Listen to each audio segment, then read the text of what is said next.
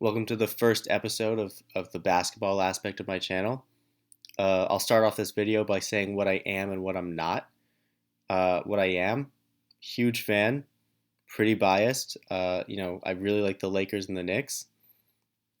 What I'm not just one of those, studio analysts you see who hates on the game and just brings up cliches all the time. I'm gonna try and talk about specifically what I like and what I don't like.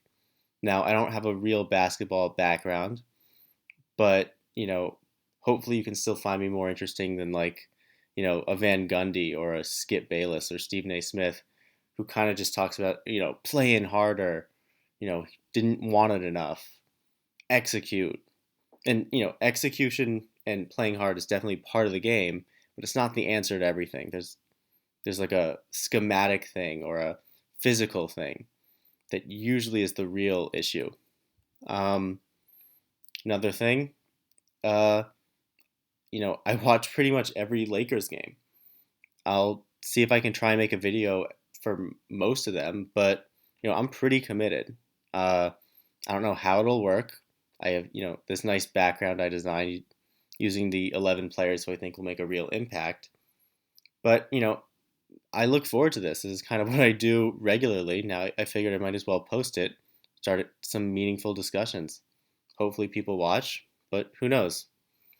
So first, I'll talk about last night's game, Lakers Clippers, uh, and then I'll kind of drift into how it affects the my view of the season. So for starters, I didn't watch the whole game. I watched some of it, and I watched a bunch of highlights because THT went off. But this, I can't be as detailed as I usually would because I didn't see the whole thing. So obviously I'll talk about what I liked with THT. His offense was great. You saw everything. You saw the corner threes, just catch and shoot. You saw off-ball cuts with both Trez and Gasol delivering some passes to him. Uh, you saw a transition a transition stepping a transition three where he just dribbled it forward. Patterson gave him too much space and he pulled it. And then you saw that great step back where Porter kind of stumbled or flopped trying to draw a charge, and he just stepped back and drilled it. Um, so and he passed when he needed to pass. He made great passes, and he even got those two offensive rebounds. One that led to that nice behind the back layup, not behind the back, like behind the head layup, and then that other offensive rebound where he throws it off the defender off his missed free throw. So you kind of love what you're seeing all around there, and he'll probably be playing a lot of his minutes with Gasol when he does play, or at least Gasol or Braun, because it looks like he really plays better kind of off ball, but he's shown flashes on ball. Um, and it's just you could have never expected him to be this far in his development, like at all. He was the 46th pick in the draft, and he's barely 20, and he's played 7 minutes of meaningful basketball. Granted, those 7 minutes were in like the Western semifinals against guarding James Harden, but it's just you know maybe the hype is real. You know. All right. Now, defensively, he didn't put as much effort in my opinion. There, he did get 4 steals. He played great defensively in the first half, and obviously his freakishly long arms surprised people. I think he also has big hands. I think I read somewhere that he had like the third biggest hands in the combine. That might be just completely false. But obviously he has that great frame, 6'4", like 230, 7'1" wingspan. So with just those measurables alone, you think maybe he can guard 1 through 3 or 1 through 4. He'll probably stick to twos and threes. But if he weighs like 233, it's not like he'll be outmuscled by most power forwards. Like you have most guys who guard LeBron are under 230. And as he gets older and he fills out his frame more properly, he should be able to guard most fours, at least from a strength perspective and even length. Okay. Now, based on what I saw from him yesterday, uh, you really have to get encouraged for the potential of him actually playing this season in real minutes. So obviously you have Wesley Matthews, who kind of replaced Danny Green more or less in the defensive role, but Wesley Matthews isn't exactly what Danny Green was. Danny Green was kind of like a guy who guards ones and twos, really provide a lot of help defense, would chase guys around screens. Um, and Wesley Matthews is really more of a man-to-man wing stopper. Now, even though he's 6'4", even though Matthews is 6'4", he really guards, small forwards better. And Danny Green just wasn't great at that. So that's one aspect where Matthews is better than Green, because he can really lock up small forwards. He can lock up guys who are bigger than him. And Green, like you saw it against Jimmy Butler, you saw it against Kawhi. He just, he just, that's just not who he is. And he was great in his role, and he was a fantastic like team player, and that you saw that in the plus minus category. But you know, he just wasn't guarding those wings that Matthews will. Now, how this affects THT is, Taylor Horton Tucker is 20 years old. He's got some bounce. He's got some, lateral uh, movement. He's got some speed, and he kind of is just at this stage of his career more athletic than Wesley Matthews is. And with that in mind, like Matthews isn't perfectly slotted to play the two on this team. You know, he would kind of have to fill that Danny Green role, and that's not what he's optimized for. Um, especially in the regular season where Anthony Davis is going to be playing the four and LeBron's going to be playing the three, at least defensively. Matthews, you don't really want to see him put at the two that much. And THT, he can legitimately guard twos. Like he can play that help defense role. And with his long arms, maybe he grows into a better help defender than Danny Green. You know, and Danny Green was roasted for his shooting, but he was super important for how the Lakers came together. But just seeing THT off ball, on ball, catch and shoot, transition threes, even that step back, like you have to think like maybe this guy can really play this year.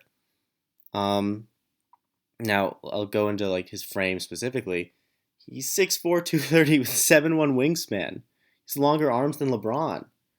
Like there's no reason to think that he shouldn't be able to use this, even if he's not quite as advanced technique wise defensively. And I don't know if he is or isn't. I haven't watched him too critically there yet. But like he can make up for it with his length and athleticism. I've seen his lateral movement. It's a little slower than you would like, but that can be improved with training and experience. I mean, look at Kuzma. Kuzma's gotten way better as a defender, and a lot of people thought his foot speed was just too slow, and he's proved that really isn't the case. But THT, he can play the two. Maybe he starts. Like I'm not saying he's gonna get big minutes, but honestly, if the starting lineup is like Schroeder, Gasol, Davis, James, maybe the best option is to put THT at the two and let the second unit be Caruso, KCP, Matthews, Kuzma, and Trez or Keefe. Like, that second unit, maybe they make the playoffs in the East. Like, I don't want to get ahead of myself, but those are good players. And THT just seems to fit better with Braun, AD, and Gasol than Matthews is. And if he's that advanced offensively, and if he's at least serviceable defensively, and he should be because he was drafted really as a defender, like he could be great. I don't know, I just you love what you see. The long arm steals, the his closeouts too.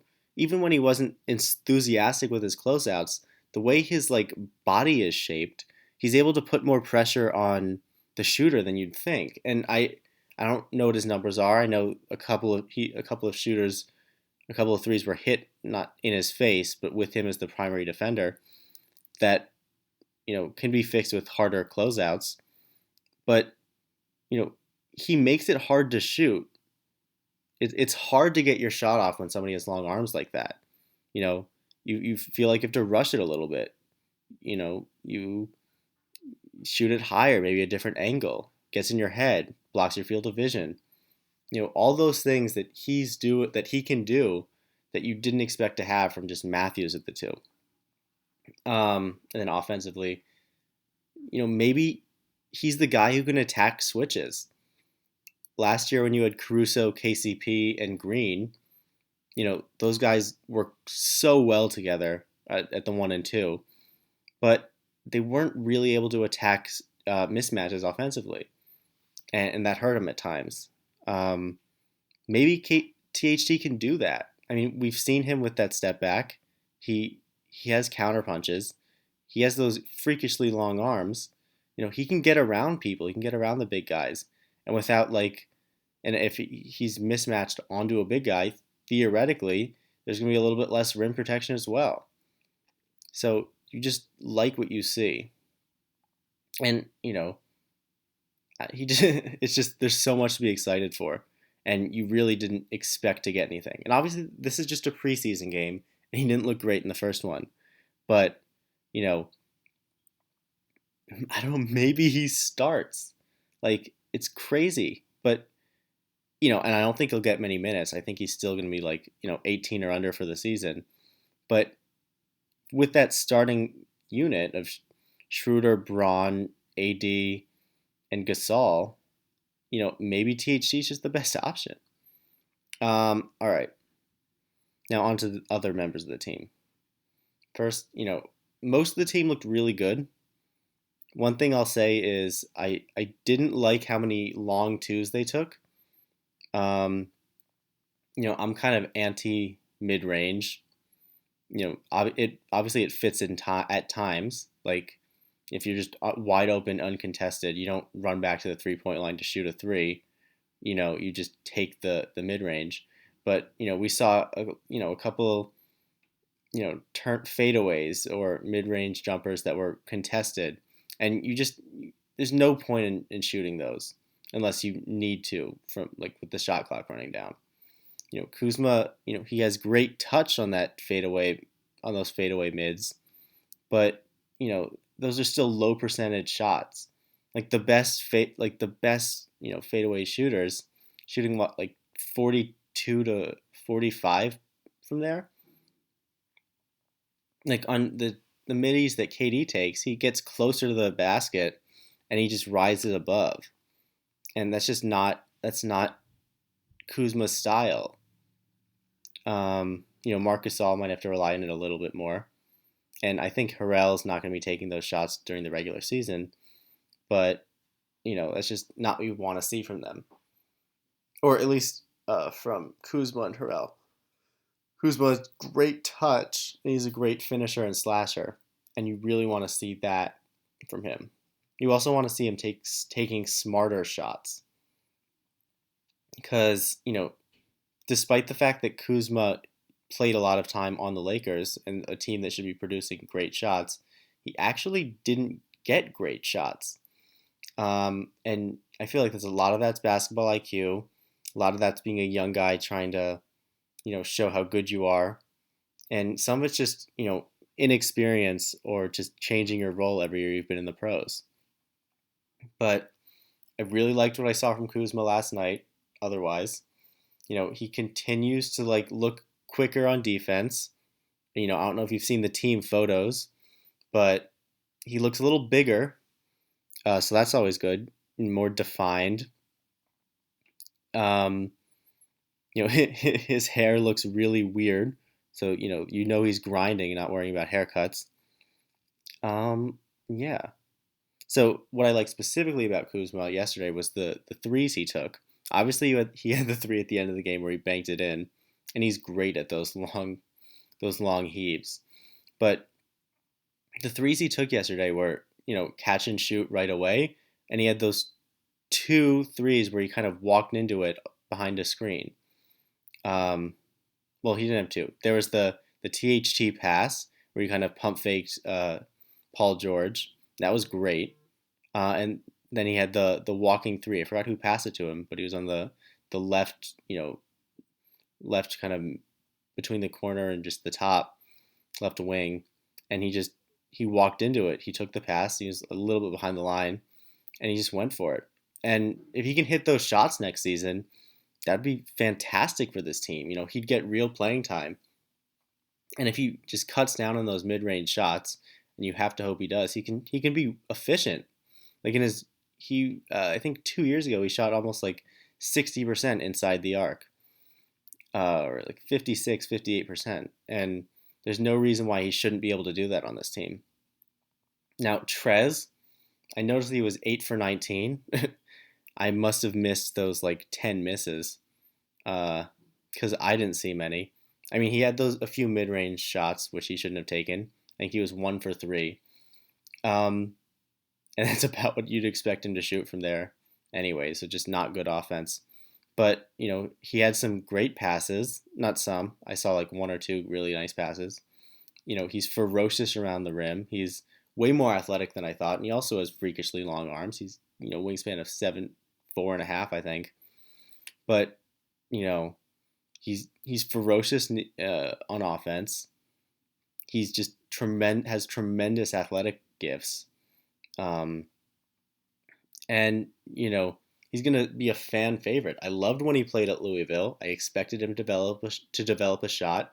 Kind of disappointed he hasn't, but he'll be great for the team. Or I don't know if he'll be great, but he'll definitely be better than last year. I expect him to play a lot more four than five, and he really isn't a five because he can't play on ball.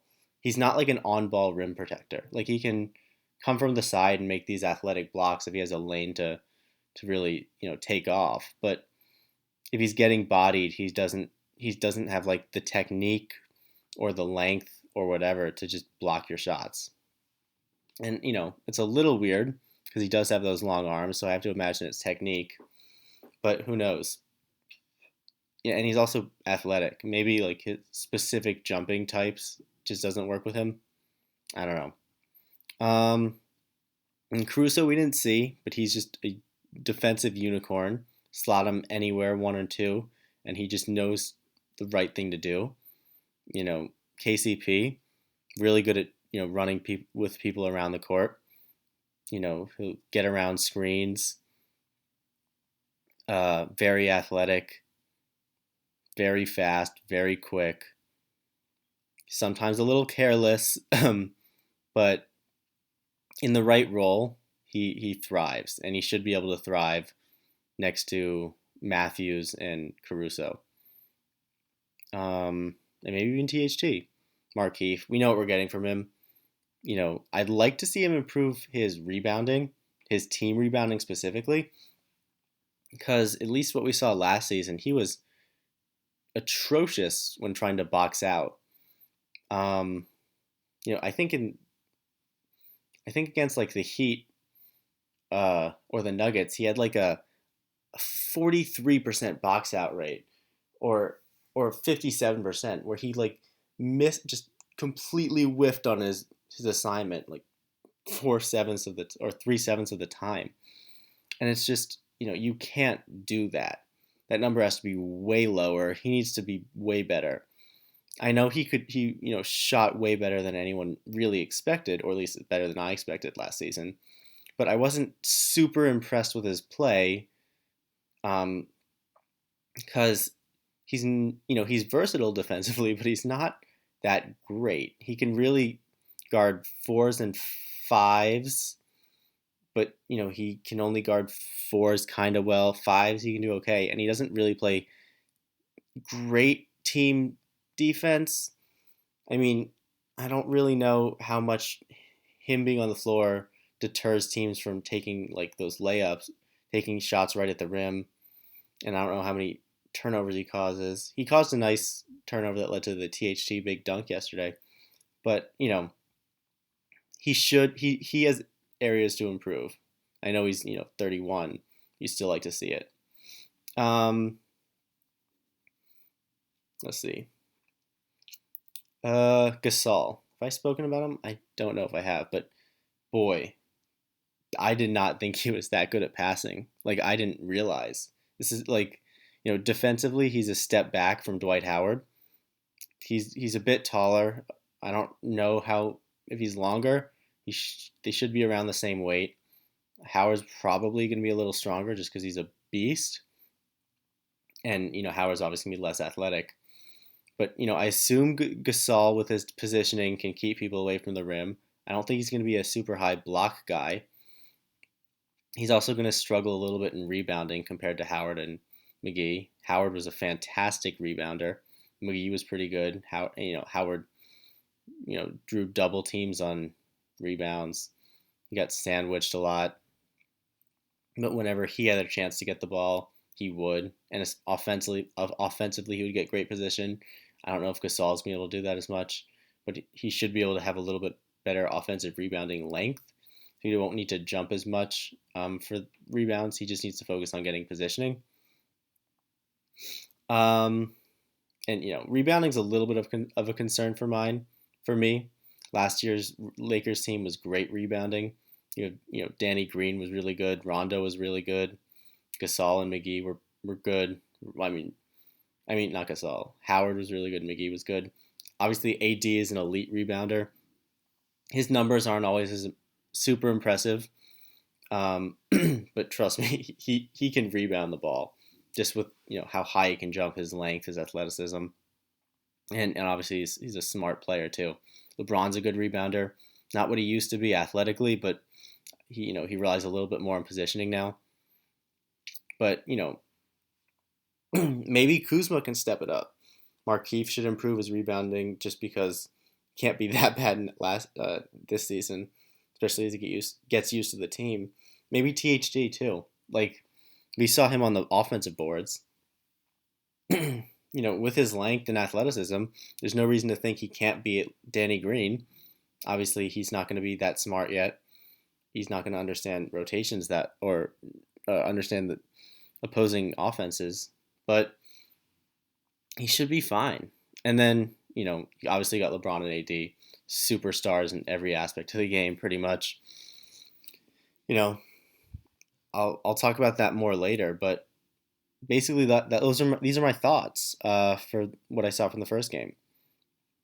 Everyone looked good. They shot the ball really well. Too many long twos. They're not going to continue to shoot that well.